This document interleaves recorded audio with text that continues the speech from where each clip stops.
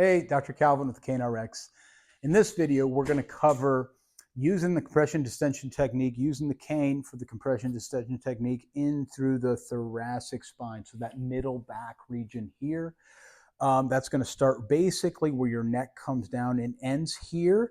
And then if you follow down and you feel the bottom of your rib and you follow that back, so right around through here. So this section in through here, generally in between the shoulder blades, there's a lot of different layered muscle groups in there.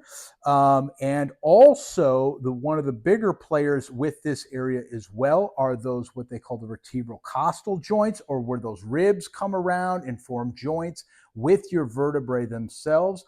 Those buggers can become a big burden. And the facet joints are just the joints in the spine themselves as well. And remember, if you go watch that compression distension technique again, you'll remember when you get dysfunction in that joint, the muscle group over the top converges to it. So that's a big reason why we use that compression distension technique, is to break that up. But I have had people successfully loosen those joints up as well through a variety of doing the compression distension technique and some range of motion exercises. And that's what I'm going to show you today. And so I'm going to step over here. You can go ahead and step over that way. I'm going to step over here. So here we go. We got the CaneRx. I've got it out at its longest length. I prefer that length as far as leverage goes. If you're looking for more rigidity in the cane, please put it either in the middle spot, or put it at the very lowest spot. That's going to give you the most rigidity. But I like it out here, especially if I'm working in this area. I like just having a little bit more distance there. And so say I get that pain, I wake up with, and that's just how it notoriously is. It's like it wakes you up in the morning. It's like 4 or 5 in the morning, and it feels like somebody came and put a knife in your back. And that's typically because you've been side sleeping and you're rolled forward here for too long. Variety of different reasons. Regardless, it starts right in through this area. It could come all the way down in through here, and that rib basically just becomes fixated in that posterior part of the joint. And just won't move. It won't move back an extension, and it just starts to scream bloody murder. You're going to get that cane, again, hooked. Obviously, I've got the rack here, but you're going to use that door anchor that I showed you in the door anchor video. So watch that if you haven't watched that. And then we get to just position that big knobby on that hook end right there in that rib. Now that is typically super vulnerable. It feels very hostile. It just feels extremely tender and painful.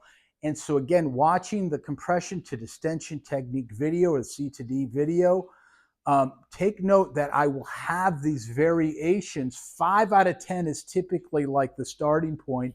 But if you're dealing with something that's really acute, just came on all of a sudden, maybe it's better to start at a 4 out of 10 or even a 3 out of 10.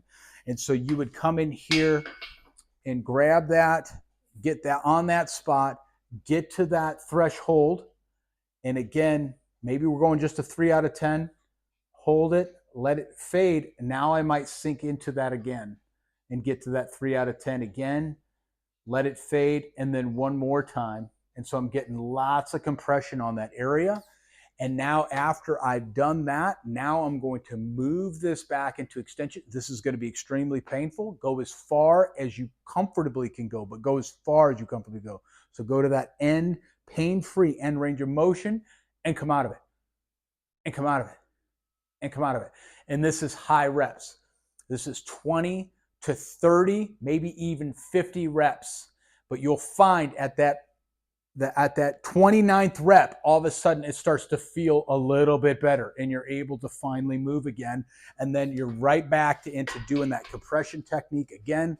Find that sucker. This time, maybe you're going to that 5. Let it go to a 4. Move it a fraction of an inch. A 5. Let it go to a 4. A 5. Let it go to a 4. And then you're back doing your movement again. Okay? To go just generally down the back, I will then use just the cork balls for that. And so again, I'm going to get on the ground Okay, so I'm just on the floor here. I'm going to just do just generally just up that back. I've got the cane. I'm leaving the balls on the cane because it's a lot nicer to have it here. And then actually what I'm going to do is I'm going to turn the small cane 90 degrees up, and that's going to give me a handle. And so I'm going to place that as high up as I could go. And the cool thing too about having those balls on there is you can spread them out. Like right there is nice for real tight compression session, but I can spread them out a little bit, and I could get just a little bit broader of a position there. And so now I'm going to go right here. I'm going to use my hip height to sort of dictate that pressure. Okay, I'm at that threshold, let it fade, and now I'm just going to walk it down a little bit this way. And again, let my hip height dictate that pressure. I'm going to bring my feet really close to my bum here so that I can get a lot of leverage. And so I'm just going to go threshold, let that fade, and then I'm just going to walk that up this way. And the nice thing is that those balls kind of stay still there, so I can just sort of roll with them. And now as I get past that middle part of my back, you'll see that my butt went down to the ground, and now I'm leveraging with my elbows. So my elbows are keeping back, and I'm just kind of leaning back into it as far as I comfortably can go, getting that threshold, let it fade, and then move it up a little bit. And now when I get in this area, I may kind of hug myself to bring those shoulder blades out of the way. And so that's going to work real well, and kind of opening up that real estate there and letting those balls do the work there. And just kind of just walk my way up, and I could just take care of that whole thoracic spine with those cork balls. All right, thanks for watching. I hope that helps. Any comments or questions, just leave them down below. Thank you.